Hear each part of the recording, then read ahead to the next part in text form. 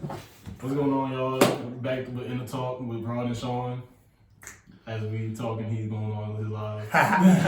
I'm about to go live because I feel like, going live, I was just explaining to him that when you go live, you interact with the people and you get people to feedback. And I'm all about good feedback. Not bad feedback, but good feedback. All positive energy, no negative. No negativity. So I just want people to understand that.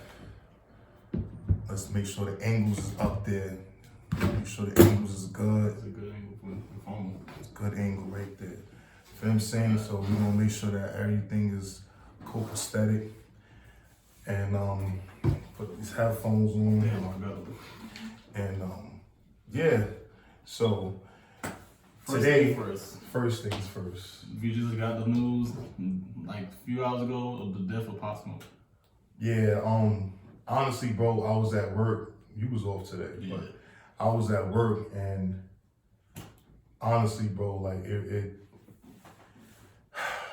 I think It kind of hit home for you because he was from Brooklyn. yeah, exactly. Yeah. He from Brooklyn, and not only that, when one of our people pass, especially in a tragic event like that, it makes me wonder, do Black lives really matter? You know what I mean? Like going back, I know they had like this big campaign about it and stuff like that, but it really made me realize that,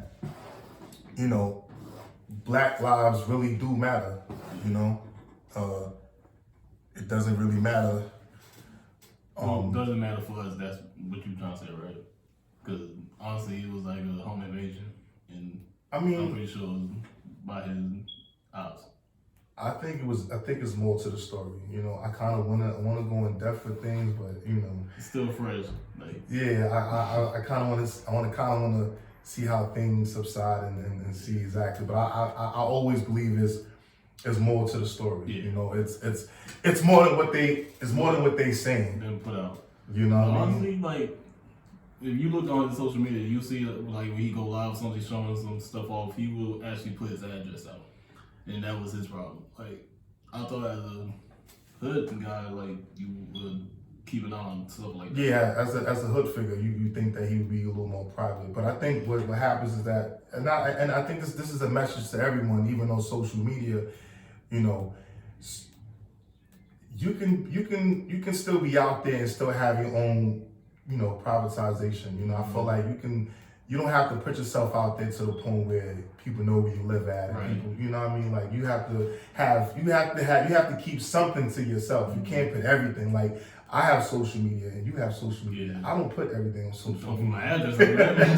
You know what I mean? I don't care how big I get, I still have a level of privacy. Right. And so People just try to flex and all that, but be disregarding the fact that it's possible that there's haters. yeah, they are You don't definitely know what haters. they mind like into. Yeah. And you could tell even before he was famous, like he had people that wanted to fight him, kill him, So why would you put yourself in that predicament? I think that people feel like they're untouchable. I think a lot of us feel like that. We always under the assumption that, hey, I'm this person and nothing can never happen to you. Right. And I feel like we shouldn't have that mindset. I think we should, get our money, but just do things responsibly. I think that's anything. Just like if you drink, if you smoke, if you party, whatever that you do, it has to be a limit. Right. It has to be a limit to it. Because it all got a cost to it. Yeah, and sometimes those things can cost. But with that being said, I want to just take a moment of silence, and y'all bow our heads and for Popsmoke.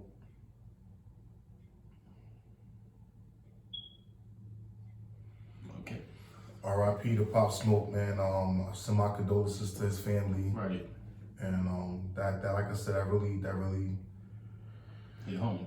That really hit home. And not only that, I feel like he was starting to, because I was watching the Angie Martinez interview, and he was basically like starting to come out of his shell. He was explaining how he was, starting to, do other things with his life. He was starting to venture out. I think he was about to do a movie. I don't know if he completed the movie as of yet, but he was just explaining himself and how he was coming out of the shell. And you know, and Angie Martinez, she was excited because, you know, obviously you see an artist from Brooklyn who's doing something with their life. They're not just doing the normal, you know. Mm-hmm. So they coming out of the environment. Yeah, you know, I feel like he was kind of coming out of his element. And his music was good music. I mean, don't get me wrong. I mean, certain songs did sound a little similar, but that was his sound. Yeah. You know, everyone has their own. He was still starting up, honestly. Yeah, he was only 20 years old. Yeah, he just turned 22. He just turned 20. Just turned 20 years old. You know, so. He ain't look like a 20-year-old, but. You know.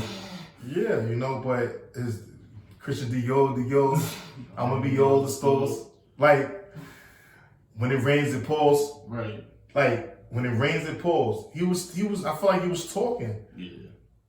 While he was rapping, you know, and then you got the other one, Christopher Walken, he was like, they say we outside. They say we outside. Like, yo, like, lower your tone. You can get hit. Like, yo. That was one of the hottest songs in the summer too, Dior, then you got Me Welcome Too. to the Party. Welcome to the Party. That's fire. Like, that's 3 songs right there. And he had some other joints. Then he had there with Travis Scott and yo, right. Oh man. You saw he announced that he had like 9 songs with Quavo. And yeah. he was talking about wanting to do a mixtape with him. It was one of the songs, I think it's called I'm not mistaken. From Me Too. I forgot the name of the song. It was a song he had put out. It was the beat was knocking. Quavo, and it was a good track. It was a decent track. You know what I mean? Like I said, man, rest in peace to Popsmoke, man. I've been playing his music way before his passing.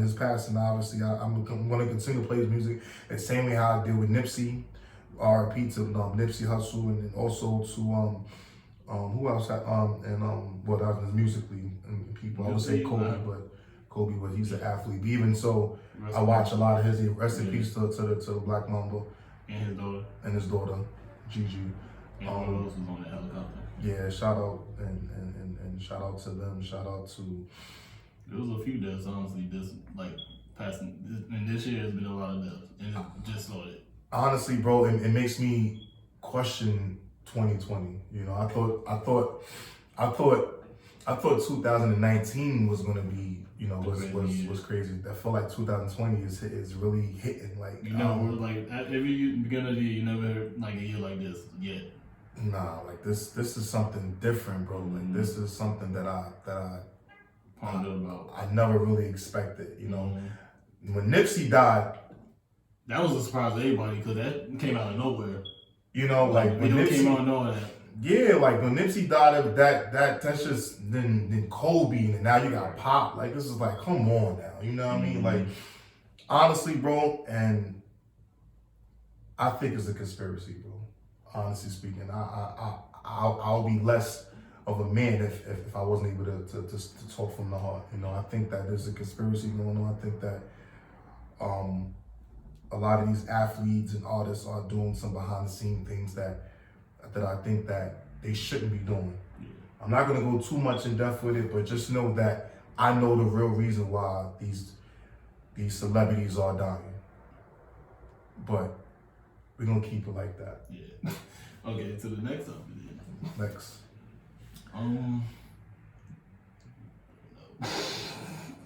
I feel like